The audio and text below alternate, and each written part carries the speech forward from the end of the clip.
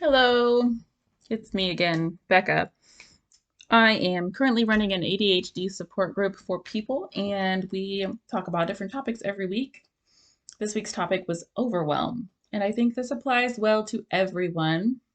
And one of the things that actually was said in this meeting that I thought was really, really good, and that I would love to start trying to implement more in my life is that perfect is the enemy of good.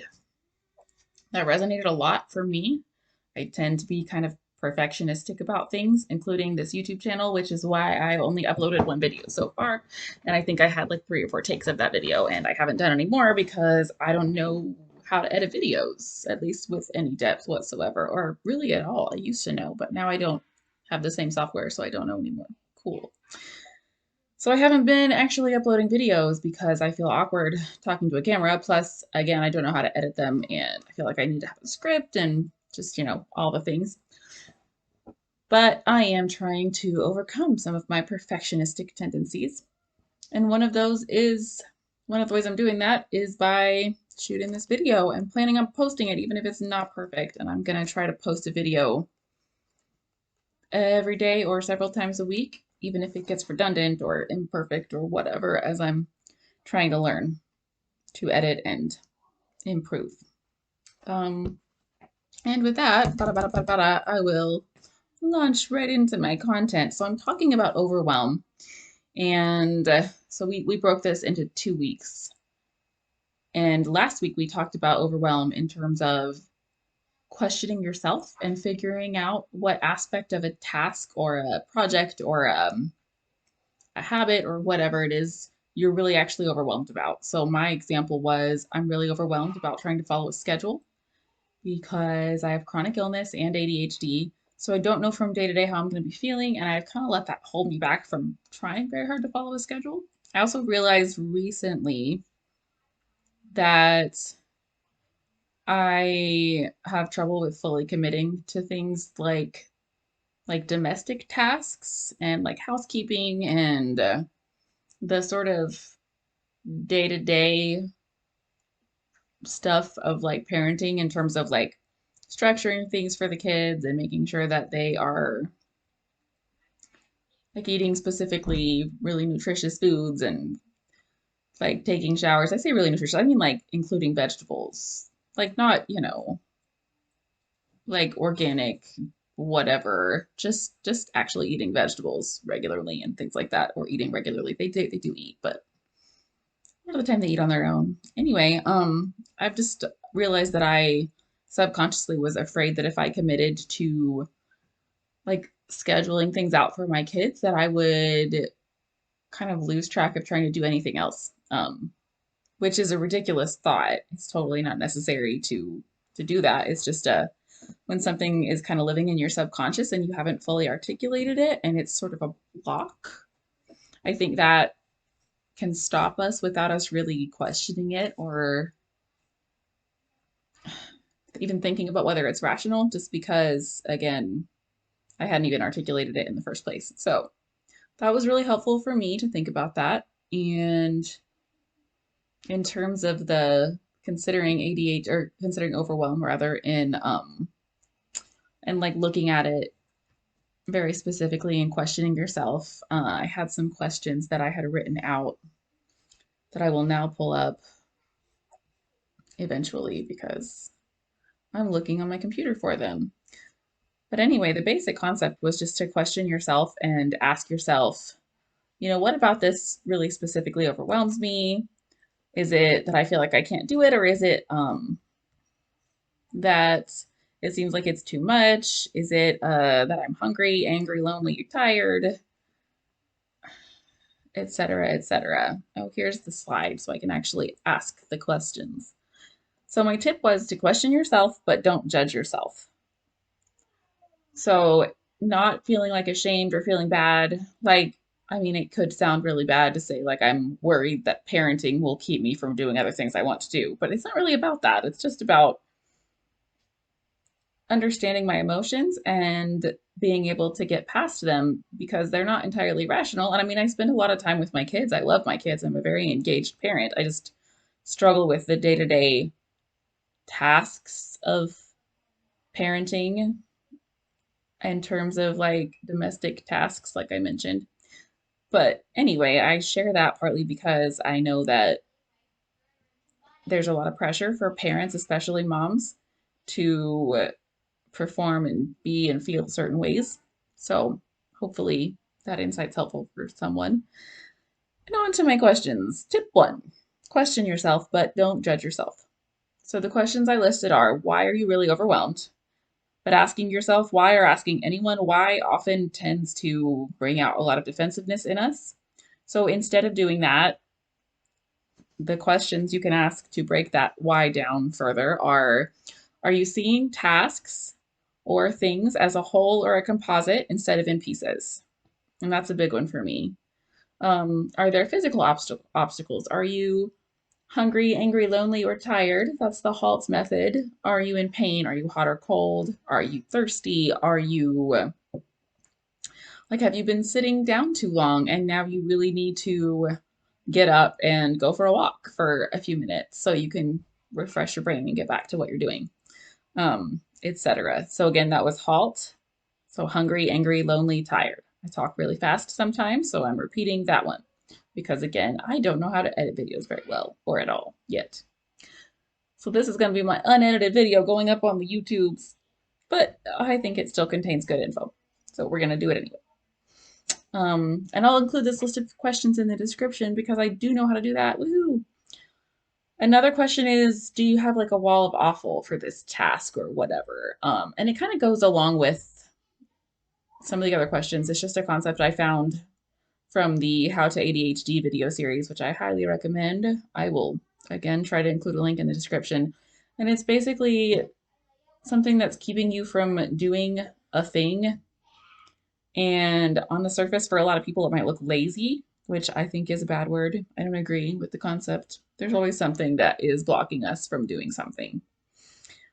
So that wall of awful concept, I think, is a really good one to look at yourself and think, what's really bothering me here? Am I trying to climb a wall or am I like avoiding this for some other reason? Is there, is there something going on here that I'm not fully cognizant of or like aware of completely? Is there a particular part of a task that seems the hardest? And maybe you're focusing on that one. Sorry, this is the next question. Is there a particular part of a task that seems the hardest? And maybe you're focusing on that and you're thinking, oh my gosh, like I don't want to do the dishes because I forgot to rinse this pan and I know it's disgusting and blah, blah, blah, blah, blah. And then the last question is, do you just have too many different roles and it's hard to think about all of them? And those are just example questions, but essentially the concept is just to kind of get into your own head without judging yourself, which goes well with the concept of radical acceptance. If you're familiar with DBT or dialectical behavioral therapy, I will try to include a link for that in the description too, probably, but we'll see. But I think that this is really, really helpful because once you figure out exactly what is blocking you from doing something, it makes it a lot easier to come up with very specific strategies and interventions that help with that something. So like I struggle sometimes to get out of bed in the mornings, and I thought really specifically about why, and I realized that one of the reasons is, it sounds ridiculous, but like my feet get so cold, they literally turn white, and then sometimes I run them under warm water and then they turn back to purple and then back to the normal color for feet. And I don't like to get out of bed when my feet are that cold because the floor is also cold and bed is warm. So I started keeping like socks by the bed and I wear like house shoes all the time and that really helps a lot. Another thing is like a lot of people with ADHD, we have trouble getting started in the mornings and having our meds with us can be helpful. So for a while, I was keeping my meds like on the table by my bed, which I don't do anymore, but because kids won't stay away from my entire life.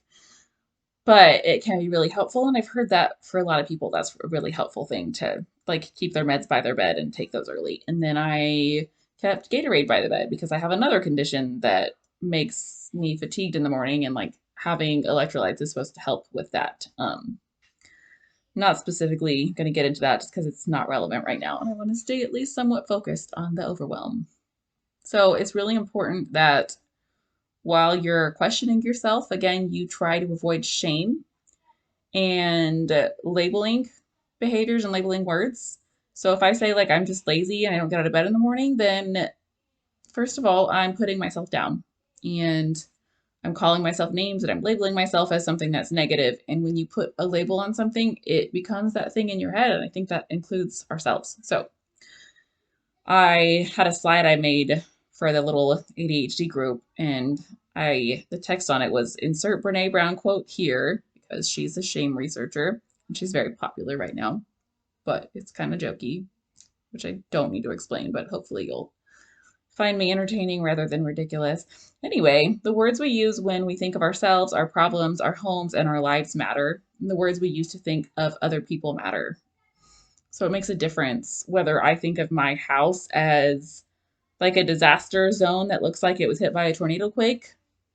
And that kind of thinking makes me kind of not want to be there. It makes me think it's just awful and gross and terrible. And I feel bad about myself because I feel like I have that internalized sort of sexism that tells me that I'm supposed to be keeping my house nicer, but also just as a person, I feel like, I mean, that's like basic care tasks, quote unquote, that I feel like I struggle with doing on a regular, consistent basis for a lot of reasons, which I will not get into here. But I am working on giving myself more grace and being more understanding with myself.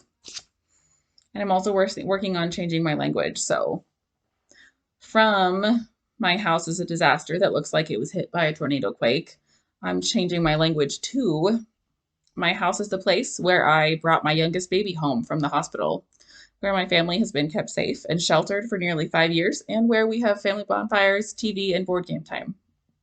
It also contains many messes. And for me, I think that's a really powerful, like, change in how I conceptualize things and what I'm focusing on. And I think that thinking that way can help with overwhelm too, because for me, it allows me to think about myself in kinder terms, and it gives me the permission to acknowledge the reasons I might be struggling with something and to have a better chance of working on those things. So, forgot to mention this at the beginning, but this is sort of a different take on the concept of overwhelm because the main focus of this is focusing on knowing yourself and getting to know yourself and getting to a place where you can understand yourself without judging yourself, basically. And then going from there, you can use more specific tactics and strategies and skills that are recommended for overwhelm or things that you come up with yourself. So that's tip 1 and 2 sort of combined is to question yourself without judging yourself and to avoid shame and labeling or to use positive or gentle language. Sort of, I won't say tip 3, but I'd say insight 3 is something I've been reading about in the book Atomic Habits. I don't remember the author's name, sorry, but the book is called Atomic, Atomic Habits, and I only read through like the first 6 chapters, but it's been really helpful for me already. The concept is that basically we can work towards goals of specific and concrete milestones. Like I'm working on graduating from grad school to be a therapist, and I'm almost done, which is awesome. But I also am struggling with some of the aspects of it, which is a bummer, but that's okay because it's a good way to learn.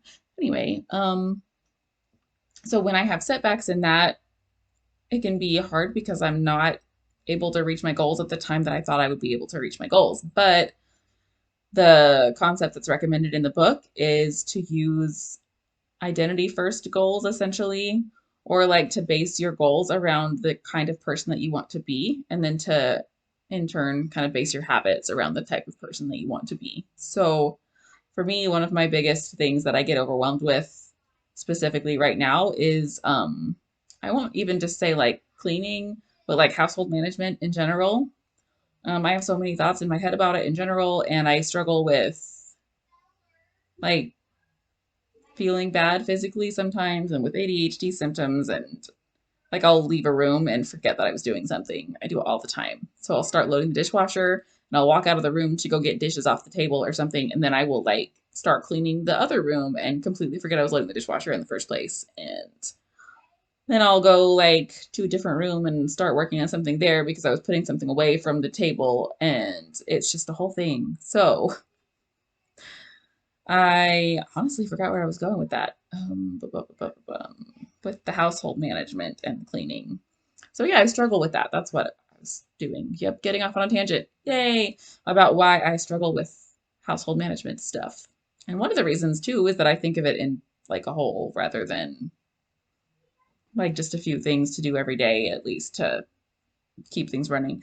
Anyway, but like an identity language based thing that I'm trying to work on is that I'm not trying to get things done, because that's one of my biggest obstacles, is that it's hard for me to look at the dishes and not think about trying to wash all of them at once rather than just load the dishwasher and then leave.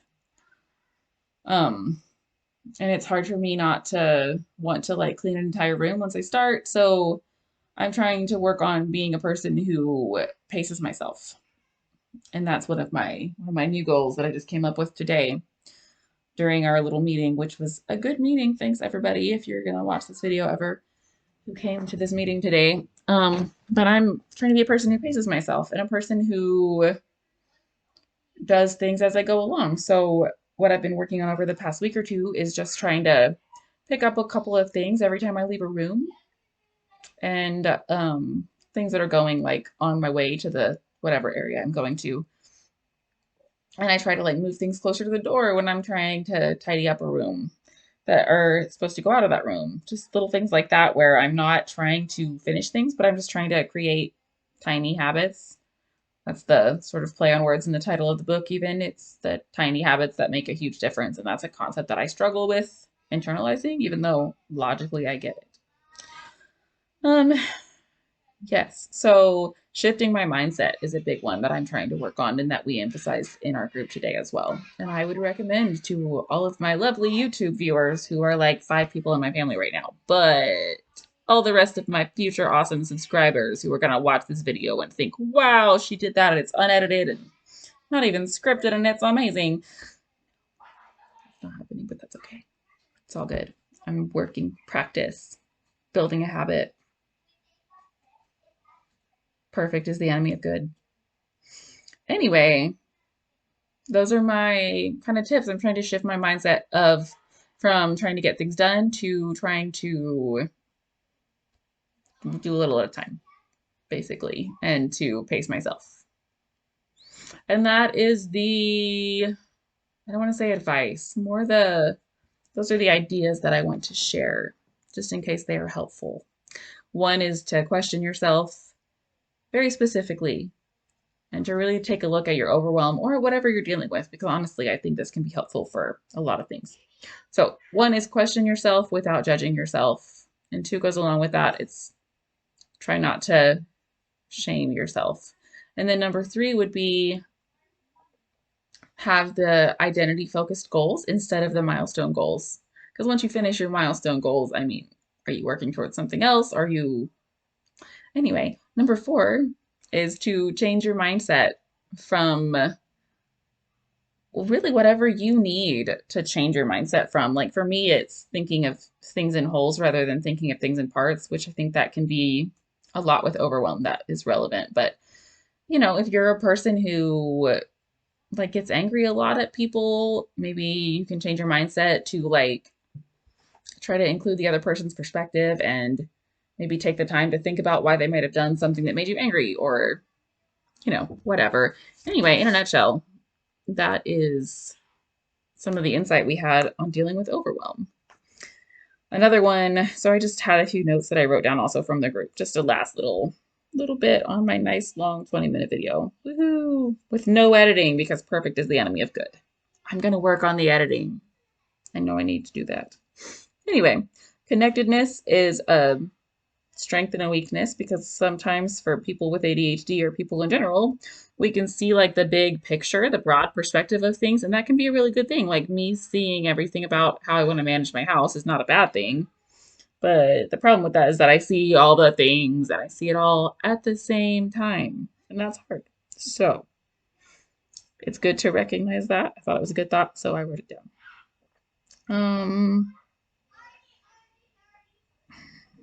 And that was pretty much it, actually. Yep, perfect is the enemy of good was one of the biggest ones. So I am gonna sign off now. Thanks so much for watching, especially if you watched all the way to the end because this is long. Please leave your strategies for dealing with overwhelm in the comments. And please subscribe and give me a thumbs up if you liked this video and found it endurable to watch with the lack of editing again. Gonna work on that. Bye. Thank you.